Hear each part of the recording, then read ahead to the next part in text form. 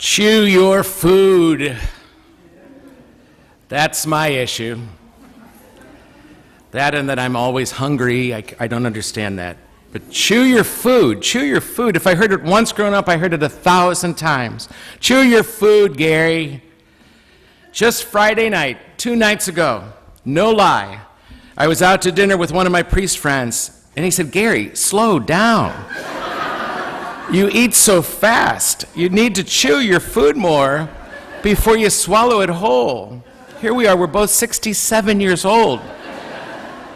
I ungraciously responded, thanks, Mom. But he was right.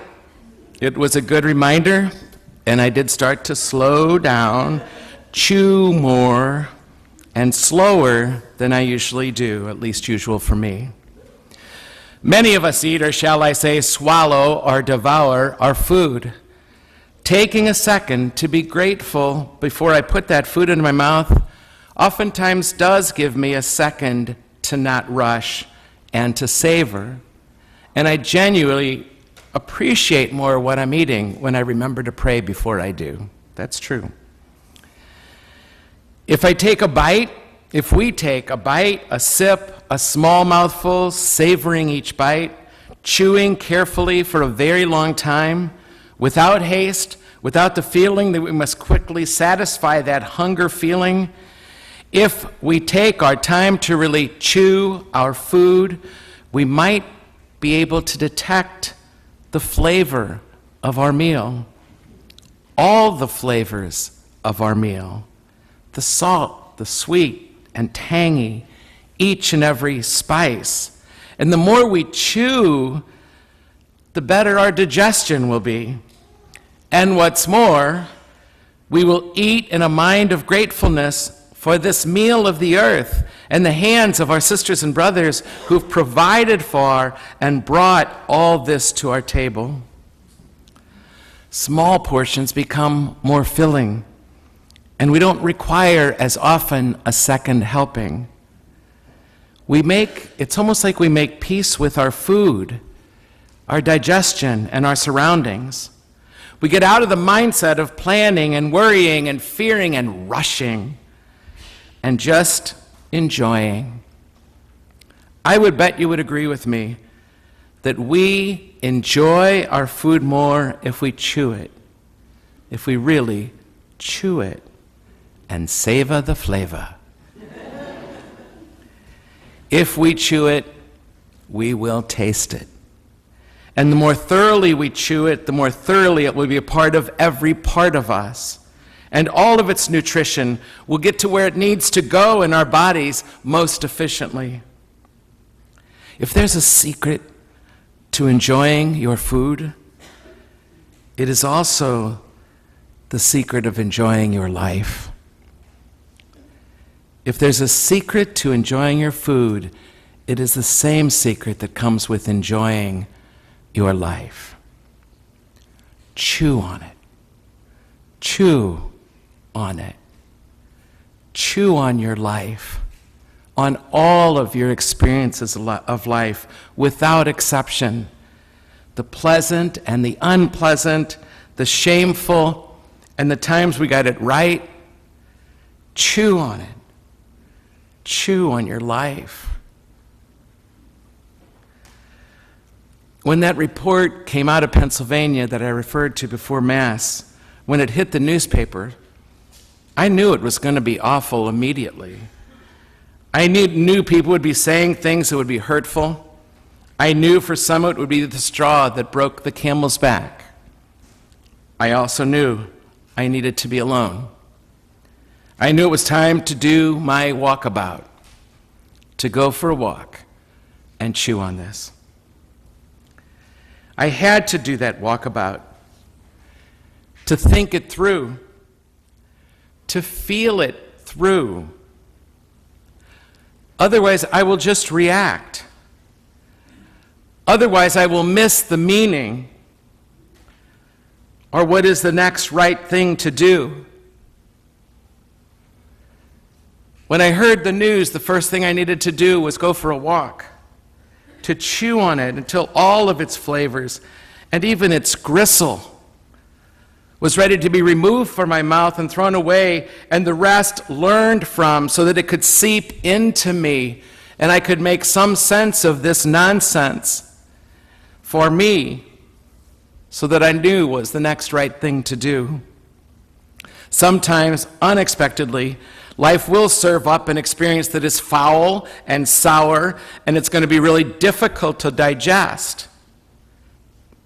It still needs to be chewed on before we discover what to take out of our mouth, even in good company, and put on the side of our plate and chew the rest. Whatever it is, chew on it, ponder it, pray about it, pull out the gristle until it can be digested.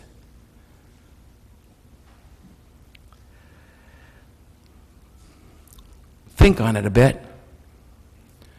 Why do you light up when you see that girl or that guy? Chew on that. Why are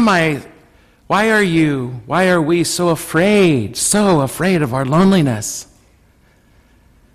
That we do all these things to hide it so we don't have to feel it. Why are we so afraid of our loneliness? Chew on it. Chew on it. Why does that experience carry so much meaning for you? Chew on it. Why are you so turned off by that person? Chew on it. Why have you voted Democrat all your life? Why have you voted Republican all your life? Chew on it. Why are you Catholic, especially after all of this? Chew on it. Why do you believe in God? Because your mom and dad did? Chew on it. If we don't chew on it ourselves and digest it ourselves, we will be swallowing it, just swallowing it, because somebody else told us that we should eat this and swallow it whole. But it's time in our lives, at whatever age we are, we have to make it our own. It has to become part of us, part of who we are. We have to chew on it, these experiences of life, instead of rushing from one thing to another and never digesting these amazing, painful, wonderful experiences we call life. Chew on it. There's no other way. Don't overthink it.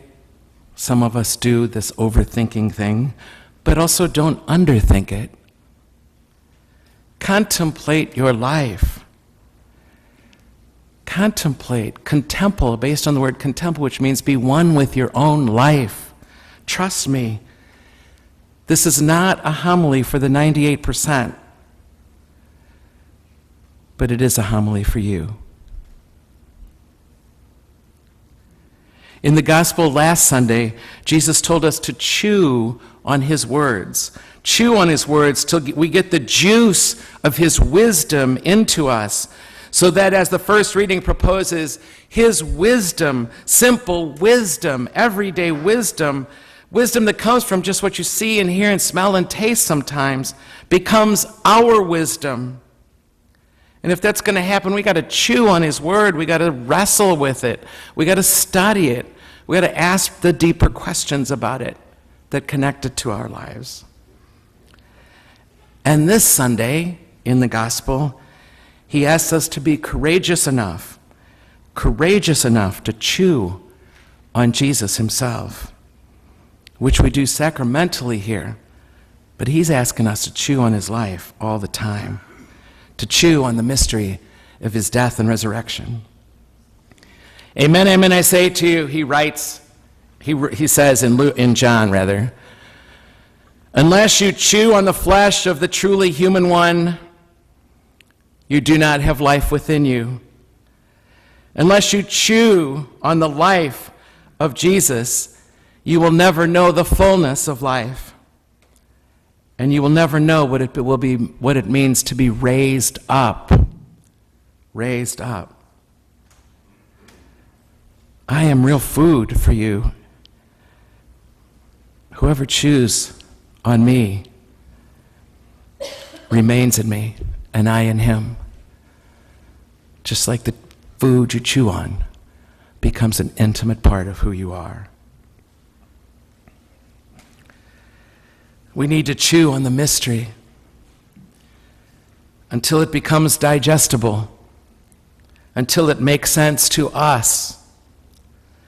We need to ponder this mystery of the dying and rising that is part of life, that was revealed to us, made so clear in him. What does it mean that dying leads to rising? We need to chew on that, connect it to the dots in our experience and say, is this really true? Study it until it becomes you. And we will discover it to be what Jesus said it would be: food, food, and more food. Chew on this mystery one piece at a time, not swallowing it whole, so that it becomes a part of every part of us, part of our smart mind, part of our beating heart, part of the deepest yearning of our souls, part of the very essence of us, part of our feet and where we let them take us, part of our hands and what we touch with them and how we reach out to others, and part of our eyes to help us see what he saw. Chew on him so that he will become part of our lips with which we kiss all of life without exception. Chew.